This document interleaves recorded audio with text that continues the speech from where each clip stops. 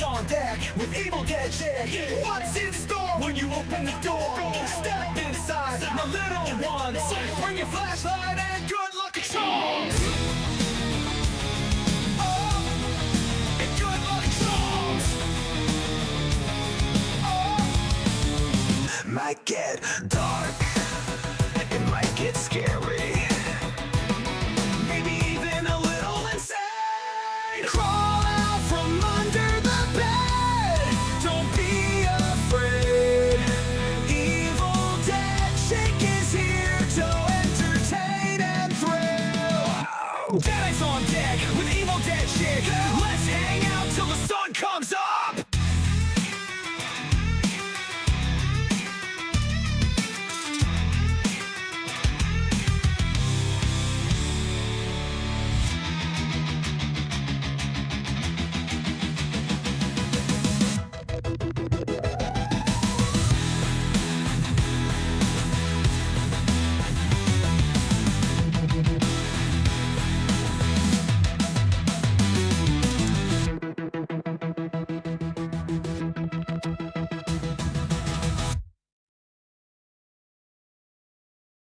Hanging around with Dick. So many movies, which one to pick? Exploitation overload, crazy comedies, kung fu fun, horror by the pound. Hanging around with Dick. So many movies, which one will you pick?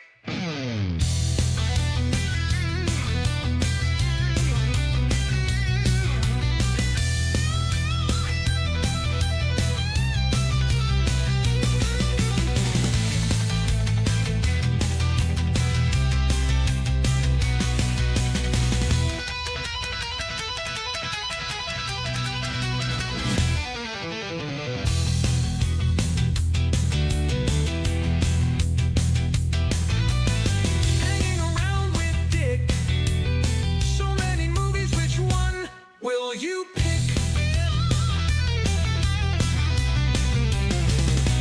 Will you pick?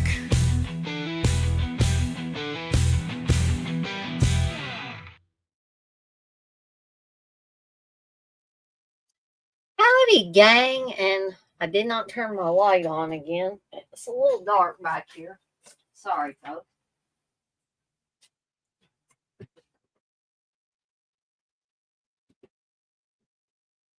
There we go.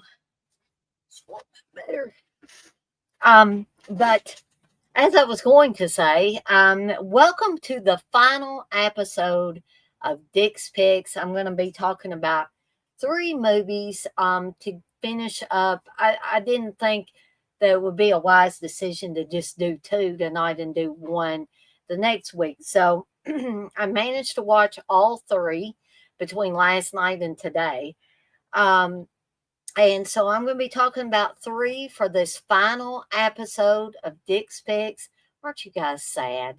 But the great thing is, if you missed any of the Dick's Picks live, you can watch them on the replay. And I think there might be 1 or 2 that are actual videos. But we're going to be talking about The Urge to Kill, Living Doll, and Power Force. And I actually have, well, this is actually Steve's copy. When I mentioned the title to him, Living Doll, he said, "Oh, I got that. I got the Mondo Macabro DVD." And so I'm guessing that was the only one he had. But I finished up watching Living Doll on Steve's DVD. So I actually have a physical copy of it. But I have digital images of the other 2 films because me or Steve, I don't think, I know I don't, and I don't think Steve has any physical copies of them. Okay, so before we get into these 3 movies, I did want to remind you that next Tuesday, I will be replacing Dick's Picks with Horror Fandom. It's a way of life. We're going to be talking about all things horror conventions. And the Horror Fandom series is going to be about all aspects, as many aspects as I can come up with Dick's Local. um, but I just thought Wes came in here and I just lost my whole train of thought. Um, that's what he does to me. No, I'm just kidding, Wes. But Dig's Picks can't be replaced. Well, I guess it's not being replaced. But sorry, you can't type. It's okay. No problem. Neither can I some days. So it's not a big deal.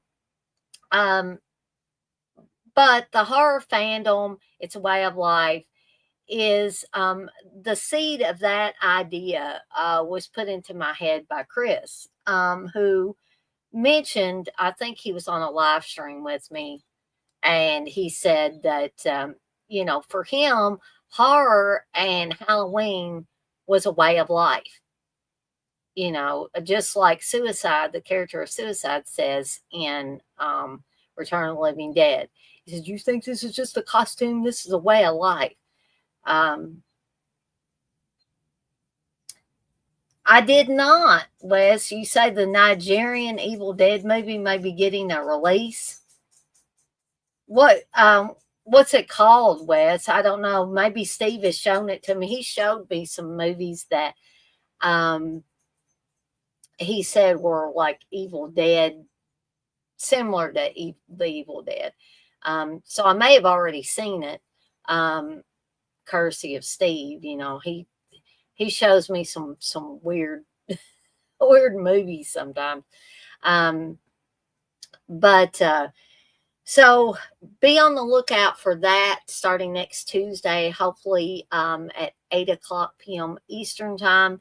Hopefully Chris will be able to join me for this first episode and maybe some of the other episodes.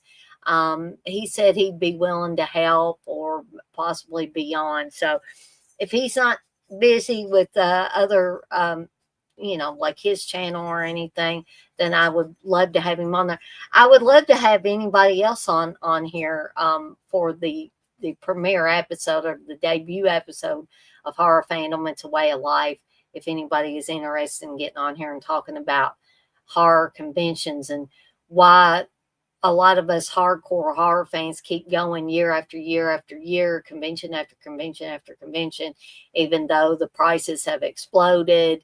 And the landscape of horror conventions is not really what it once was. Also, be sure to hop on over to deadicesondeck.com, my horror shop. Tell them Poe sent you. Poe is, of course, the official mascot of the Deadites on Deck horror shop.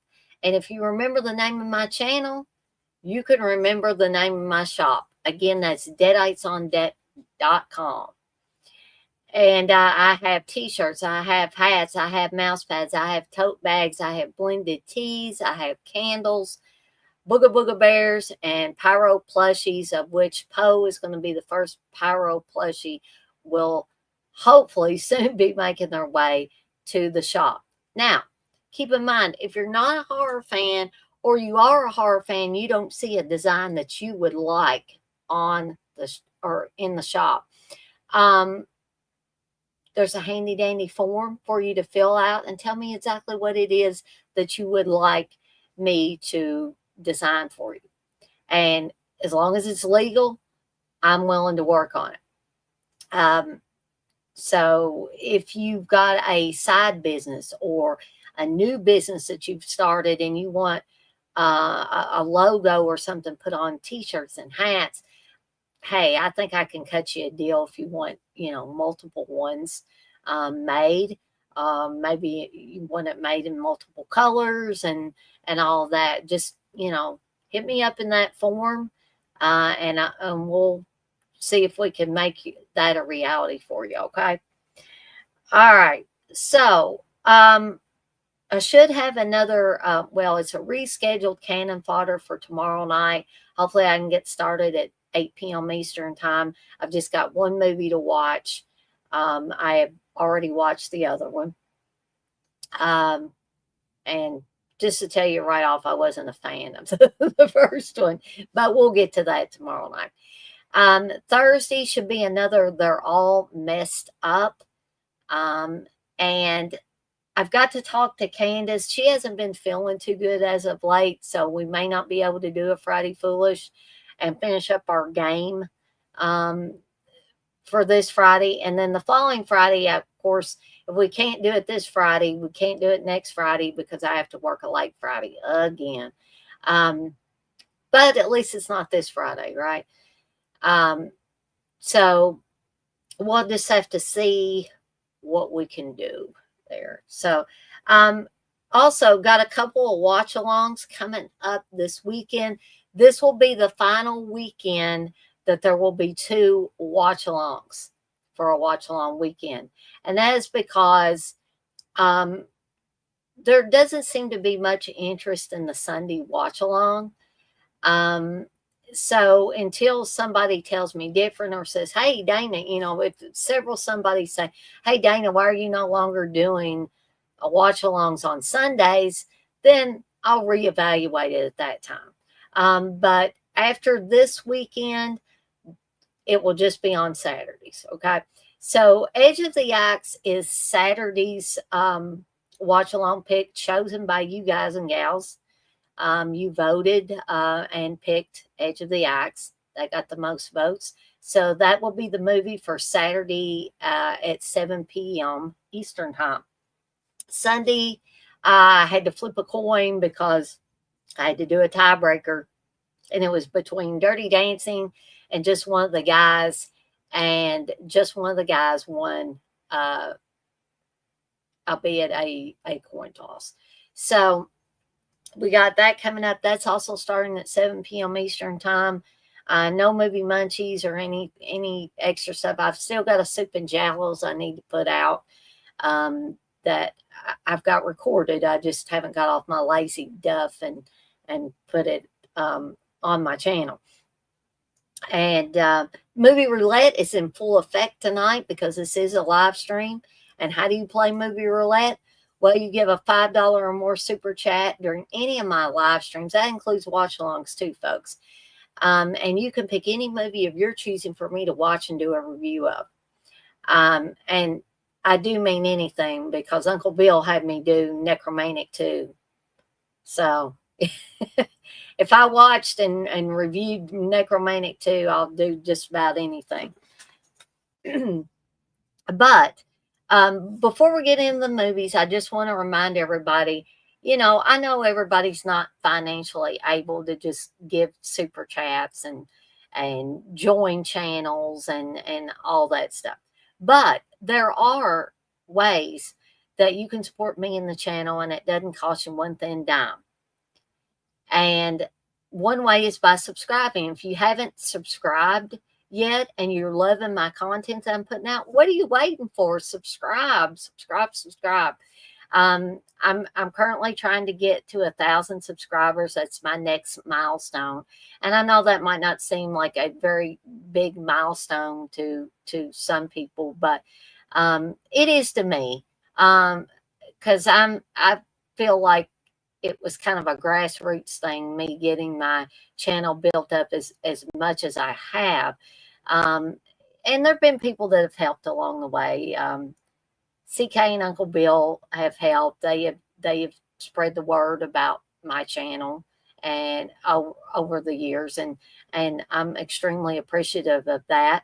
And if you haven't visited Dead Pit's channel, what are you waiting for? Get on over there and visit their channel as well. Chris's Crater Mania channel, be sure to check Chris out. Chris is one of the most knowledgeable people I know, not just about horror movies, but about any genre of movies. This guy, I thought I'd seen a lot of movies, but Chris, he's seen, I think he's seen a ton more than I have. And he's got all the inside stuff on all of these movies. So, there's a lot of people out there doing a lot of great stuff and entertaining stuff. And so if you haven't checked these people out, don't delay. Get on over there and check them out. Check out Dead Pit if you've never checked out those guys. CK and Uncle Bill are great entertainers. And I'm not trying to blow smoke up anybody's butt. I've known these guys for a lot of years, and they're great guys too. So, and Chris, his Crater Maintenance channel is absolutely fantastic. And Chris is like my brother. He's like the second brother I never had, you know. And so definitely check Dead Pit out. Check Chris's Crater Mania channel out if you haven't. And subscribe if you haven't. I don't think you will regret it at all. So you can hit the notification bell so you don't miss any of the content that I'm putting out. You can hit the like button. If there's some content that I'm putting out that is especially tickled your fancy and got you excited about a certain movie or something, please hit the like button. That gets me up in the algorithms of YouTube.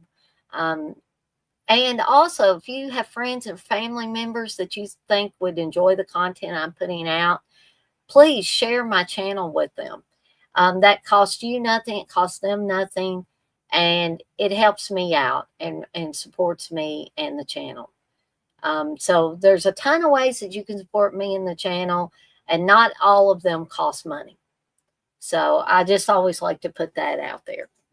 So now that I've talked for about 16 minutes and blabbed on, let's go ahead and get to these movies. So the first one that I watched was The Urge to Kill, or The Attack of the Killer Computer. And I hope there's nothing on these pictures that's going to get me in trouble here.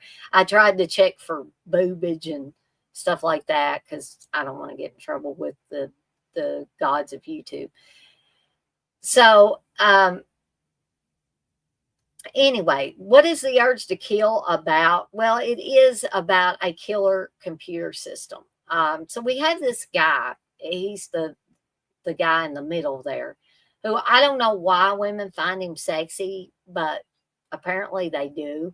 Apparently they also want things from him. They want him to listen to their demo tapes or whatever. But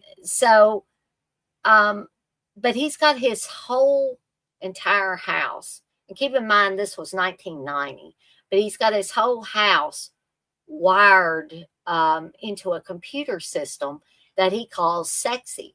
So he'll say, "Sexy, turn on the shower." It's kind of scary when you think about it, because these are things that we do now, or similar things that we do now with certain devices like the Echo devices and stuff like that Amazon puts out, and the Google products and all that, where you can basically tell them, turn on a light, or you have to have them hooked into certain things, or programmed into certain things, and have them on your Wi-Fi and all that stuff. Or you might have to have special bulbs, light bulbs. But it's not as, I don't think you can tell it to turn on your shower yet, but you can say, turn on the lights or dim the lights, or, whatever kind of setup that you have. You can ask the devices, what's the weather going to be today? What's the weather going to be for the next 3 or 4 days? So, to me, it is kind of scary to have, if you were to have a house, a smart house, like a completely smart house, that you could, tell to start running water or whatever. But there is a huge drawback to this computer system in his house, in that Sexy is jealous of any other women that he will bring into his house. And Sexy proceeds to kill them, scalding them in the shower, burning them up in a tanning bed, just all different ways, kind of making them see on monitors things that didn't actually happen.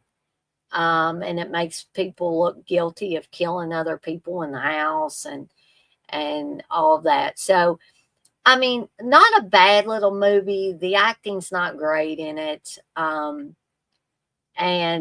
again, this movie producer guy is, to me, he's a total sleaze, but it is what it is. And it's just a movie. And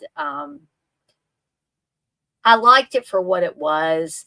Um, there's a lot of nudity in it for those of you that are, interested in seeing that. A lot of female nudity, a lot of boobage. Not really that explicit of sex scenes, so if you're looking for that, you're probably not going to find it with this, but a lot of scantily clad and naked ladies showing their boobs. You will see that in this one. And if I was to give it, well, which I am, I'm going to give it a rating. And y'all may think that this is kind of a high rating for a movie of this caliber, but I'm going to give it 4 Deadites out of 5. And here's why. Because of the sheer audacity of this movie, that, this movie had the balls, so to speak, or maybe the boobs, to put this kind of ridiculous concept for the time out there and have essentially people that don't look like they've acted a day in their life, and maybe they haven't. But I still found it entertaining. I mean, nonetheless, I still really found it entertaining. So would I recommend The Urge to Kill? Oh yeah. For a Sunday afternoon watch, or it's an excellent time waster. And the kills are pretty good in it. Not as good as some films I've seen, but not as bad as some films I've seen too. The acting is probably the worst thing about the movie. But anyway, that is The Urge to Kill. So the second one is the one that I have the actual physical copy of, Steve's physical copy of Living Doll. Like I said, he bought this from Mondo Macabro. It says blatantly on here, from the producer of Pieces and Slaughter High. Of course, that would be Mr. Dick Randall. And this was directed by Peter Litton and George Dugdale, who also worked on Slaughter High. Dick Randall also produced Slaughter High. And Gary Martin is in this, who played Joe on Slaughter High. And I was like, that's Joe from Slaughter High. But I didn't really see anybody else from Slaughter High. I was hoping to see more Slaughter High people from Slaughter High in this, but I did not see anybody except Gary Martin. And I think Gary Martin actually sings a song in this. I think he sings the Living Doll song. So what is Living Doll about? Well, it's a gruesome tale of boy meets girl, girl ignores boy, girl gets killed. I believe she actually gets murdered by Steve, her boyfriend. His name would have to be Steve, wouldn't it? And so the boy that's in love with her is just absolutely crushed. She was the flower girl at the local hospital where he works in the morgue with Gary Martin's character of Jess. And they have a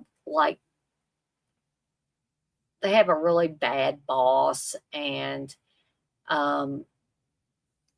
the main guy, Howard, is kind of a shy guy, but he becomes more and more disturbed as the movie goes on, because what he ends up doing with Christine, the girl he's in love with, is after they bury her, He digs her up and takes her back to his apartment. His landlady hates him, and she's always trying to find him doing something that he's not supposed to be doing. She tells him he can't have pets, and he says they're not pets; they're axolotls. I think she says something about fish or something. He says they're not fish, you know. But she tries to, you know, say that he's not giving her the rent. He gives her the rent, and then it's something else all the time. And she's all about you got to follow the rules. And there's an older lady named Pearl that I don't know if they just co-own the building or what, but I don't know which is worse, his direct landlady or Pearl. They're both pretty bitchy. And they end up fumigating and killing his axolotls. And I was like, well, that's mean. And all Pearl would say is, well, that's why you follow the rules, because we said no pets. That's what you get. So he ends up bringing Christine's dead body back to his apartment, where in his mind, she doesn't look like a corpse. She looks like the living Christine, and that she now loves him back and wants him to get rid of Steve, and get rid of anybody that gets in his way, essentially. Because there's one scene where I obviously knew this was a transvestite character, because they talked just like a man, but the figure and everything looked mostly like a woman. Now, I believe this person was played by a woman. They probably used a man to voice this woman. So finally, the I think the transvestite's name is Bruce, because he takes his wig off, and that's when Howard kills him, because I guess he can't believe that it's a guy. And I'm like, you couldn't tell by the voice, dude, you know. But essentially, as Howard goes on, he was a little strange, eccentric, and all that at the beginning of the movie, but about midway through the movie, he goes completely off the deep end. And at first, he tells Christine's corpse, I can't kill Steve for you. I've never killed anybody in my life. I can't do this. And she convinces him to. But it's so, this movie is so outrageous and off the wall as well, because he sees her as a living being, the way that she did look. But then in some scenes, you see what she actually looks like, and she's this rotting corpse, rotting so much that rats get in his apartment, and that's why the landlady and Pearl get the fumigators to come in. So, this had good special effects in it.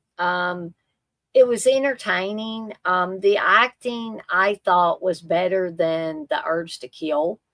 Quite a bit better, in fact. Not excellent, but quite a bit better. And I really appreciated seeing good old Gary Martin playing another character in a film.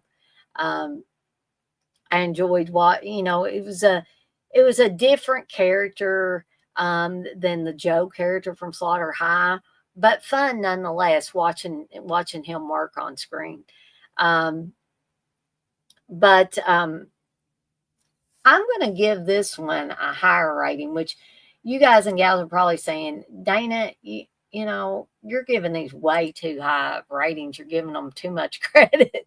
But again, this was so entertaining, and the acting, like I said, was better than The Urge to Kill. So I'm going to give this one 5 Deadites out of 5, mainly for entertainment value and special effects in this film. All right. So we'll get to the last film, which was my least favorite of the 3. And that is Power Force from 1991.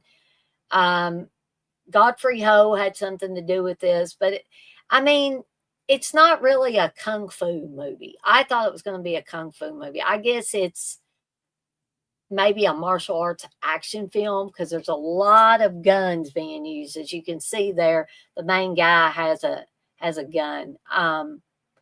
The version I was watching, and I don't know if there's a different version, had the breast blurred out on the woman, on the main guy's wife. They were in bed together, and she raises up to answer the phone, and it was the boobage was all blurred out. So there may be versions of it. I was watching it on YouTube. There may be versions of it where it has everything in it because they said son of a bitch and they bleeped bitch out. So it was like, you son of a, you know. But I thought they spent way too much time in these jungles shooting guns at each other. And what it all was there were this group called the Rebels, and they were menacing everybody and killing people and all this stuff. So these guys, this group of guys wants to go up against them. And then you have these two other guys, the guys on the cover of this. I think this is supposed to be a DVD of it. So apparently there was a DVD that came out. These two main guys are in the jungles too with the other guys dressed in black that are fighting the rebels. And the main guy wants to get revenge for his wife, Julie, who they killed. And they've taken another guy hostage and took him out into the jungles as well. But there was too much time. This was only an hour and 26 minutes anyway, folks. And I just thought they wasted too much time having people throwing grenades. And it wasn't a war film. And I felt like it was designed like a war film because they were shooting guns, throwing grenades, blowing people up, doing all kinds of stuff like that. And I was like, well, okay, if this had been a war movie, that might have been okay. But I just didn't think that need to be in that. I got bored, honestly, after a while, of watching them run around the jungles and shoot guns. And like I said, blow each other up and all that stuff. And then the main guys that were going up against the rebels, they managed to stay alive during the majority of the film, and then the majority of them got killed off in the last quarter. I'm like, okay, I don't understand. This is the same stuff they were doing earlier in the film, and they lived. I guess they had to cut down some of the cast. I don't know. But yeah, and also the version I was watching, the sound was missing in some scenes. Some whole scenes were missing sound. So I really don't know what that was all about. I mean, maybe they were trying to keep YouTube from, maybe they took the sound out in some spots to keep YouTube from being the wiser. I don't know, but I don't think YouTube would be concerned with this movie. But maybe they would. I don't know. So, I mean, there were some parts that were okay with this one, but I can only give it 3 deadites out of 5. I was going to give it 2, but I thought, I'll throw it a bone.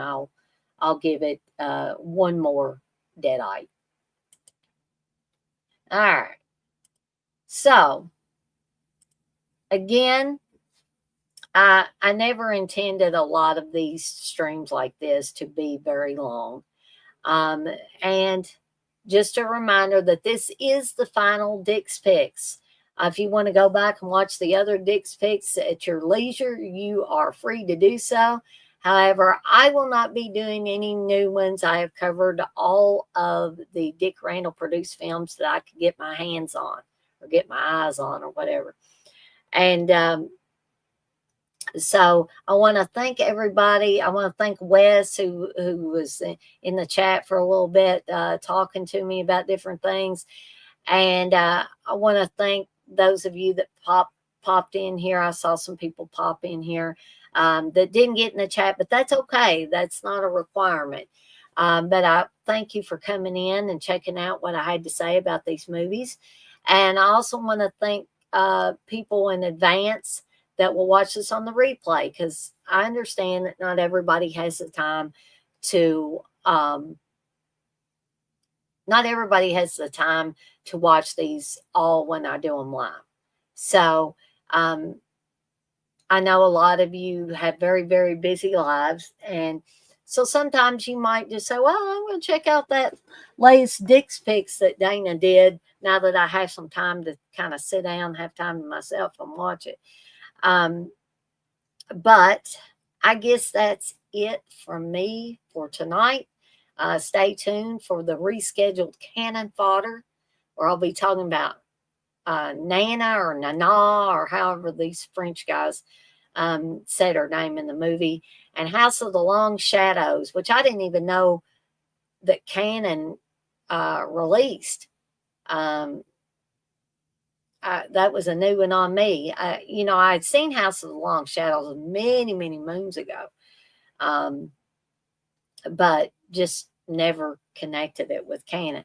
But as always, I'm off like a dirty shirt. This shirt ain't dirty, but I'm off like one. And I want to remind everybody, as I always do before I get off of here for the night, to be kind to one another and blaze that trail. Have a fantastic rest of your Tuesday night, folks. And I'll see everybody next time.